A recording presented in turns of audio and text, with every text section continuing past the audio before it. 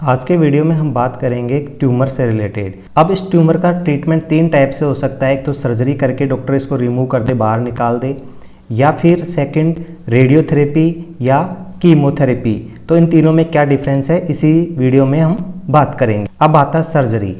यहाँ जो भी ट्यूमर है उसको सर्जरी के द्वारा रिमूव कर दिया जाता है और उसके बाद में उसको क्लोज कर दिया जाता है। और हो सकता है ये जो ट्यूमर है पूरा बाहर निकला नहीं हो या साइडों में और कहीं भी फैल रखा हो जो सर्जरी में छूट गया हो। इसके लिए रेडियोथेरेपी और कीमोथेरेपी में से कोई एक थेरेपी भी डॉक्टर स्टार्ट करता है सर्जरी के बाद में। अब हम बात करेंगे रेडिएशन एक्सटर्नल थेरेपी।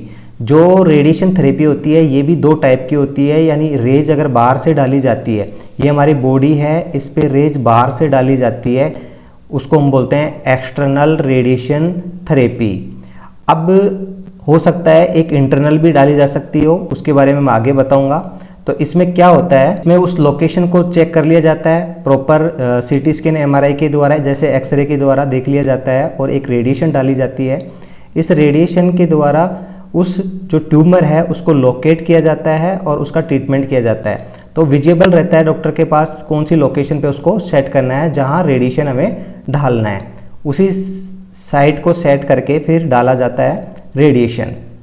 जैसे अगर मान लीजिए ये ट्यूमर है तो इसको एक रेडिएशन के द्वारा क्या किया जाता है, सेट किया जाता है गोल, और फिर इस रेडिएशन के द्वारा इसको सील किया जाता है, यानी इसकी ओवरग्रोथ को रोका जाता है, यानी इसको डेड कर दिया जाता है रेडिएशन के द्वारा।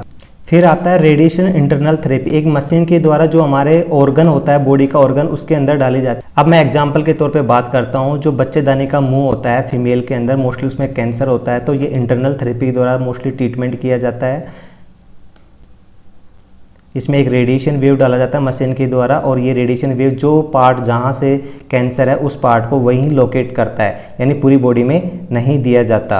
अब हम बात करेंगे कीमोथेरेपी। कीमोथेरेपी में क्या है, मेडिसिन दिया जाता है, या तो आईवी फ्लूइड के द्वारा डिजोल्व करके दिया जाता है, कुछ टैबलेट फॉर्म में भी आपको दिया जाता है, या इंजेक्शन फॉर्म में भी दिया जाता है। इसको पेशेंट में यानी ब्लड के अंदर एक तरह से मेडिसिन दी जाती है, वो भी एक तरह से रेडिएशन ही होता है, उसको बोलते हैं हम कीमोथेरेपी। एज ए एग्जाम्पल के तौर पे लोग ये जो कीमोथेरेपी है ब्लड के अंदर ये इंजेक्शन के द्वारा इंसर्ट कर दिया जाता है और ये पूरी बॉडी के अंदर जैसे ब्लड, जैसे जहाँ जहाँ ब्लड जाएगा पूरी बॉडी के अंदर ये पहुँच जाएगा कीमो।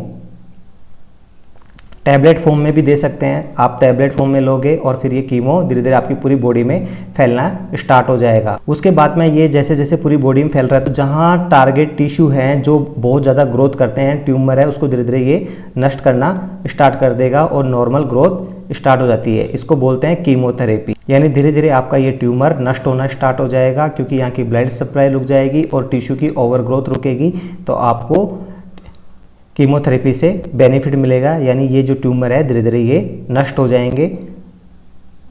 अब आता है कितना समय तक कीमोथेरेपी रेडियोथेरेपी लें, तो ये डिपेंड करता है कि आपका ये कौन सी स्टेज पे है, जो आपका कैंसर है उसके अकॉर्डिंग ये डिसाइड किया जाता है कि आपका क्या लगता है। फर्स्ट स्टेज में तो आपको कम ट्रीटमेंट की जरूरत होती है, सेकंड में ज़्यादा, थर्ड में और ज़्यादा, फोर्थ में ये आसपास भी फैल चुका होता है, तो इसके लिए आपको लंबे समय तक ट्रीटमेंट की आवश्यकता होती है। तो आपको टाइम टू टाइम आपको हॉस्पिटल में आना है, जब आपको जो शेड्यूल मिले उसके अकॉर्डिंग आपको हॉस्पिटल में आना है। आज का वीडियो हमारा यही था, सर्जरी, कीमोथेरेपी, रेडियोथेरेपी में डिफरेंस। और आपको वीडियो अच्छा लगा तो प्लीज़ इसको चैनल को सब्सक्राइब जरूर करें।